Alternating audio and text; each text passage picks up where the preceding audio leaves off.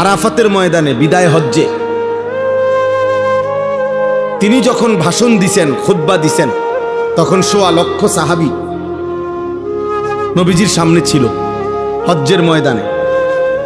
১.৫ লাখ সাহাবী মানে ১,২৫,০০০। তাহলে আরো কিছু কম বেশ হইতে পারে। এখন গোটা পৃথিবীর কোন কিতাবে এই ১.৫ লক্ষ সাহাবীর নাম আসেনি, নাই।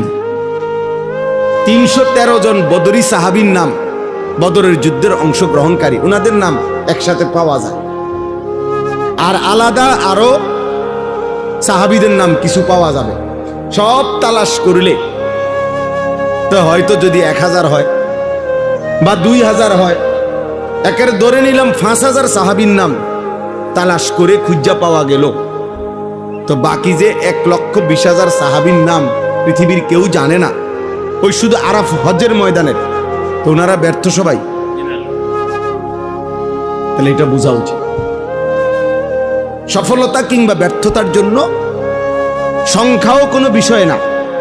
যেমন কোরআন শরীফে সূরা ইয়াসিনের মধ্যে আছে ৩ জন রাসূল আল্লাহ তাআলা একটি এলাকায় পাঠাইছেন। এক এলাকায় ফাআজ্জাজনা বিসালিসিন ফাকালু ইন্না ইলাইকুম মুরসালুন। ৩ জন মোট।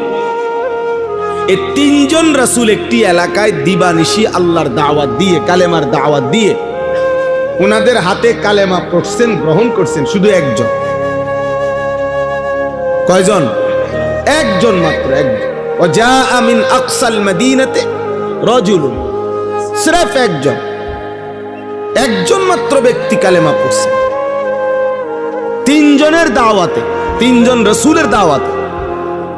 তাইলে ইনারা এই ৩ জনের দাওয়াত মাত্র একজন গ্রহণ করলো, তাহলে ওনারা ব্যর্থ? এটা বোঝা উচিত। এটা বুঝলে সহজ। এজন্য সংখ্যা কোনো বিষয় না, মহান আল্লাহ পাক রব্বুল আলামিন গ্রহণ করলো কিনা সেটা বড় বিষয়। নবী সাল্লাল্লাহু আলাইহি ওয়াসাল্লাম বলছেন, ফাওয়াল্লাহি লা আন ইয়াহদিয়াল্লাহু বিকা রাজুলান ওয়াহিদান খায়রুন লাকা মিন হুমুরিন নাআম।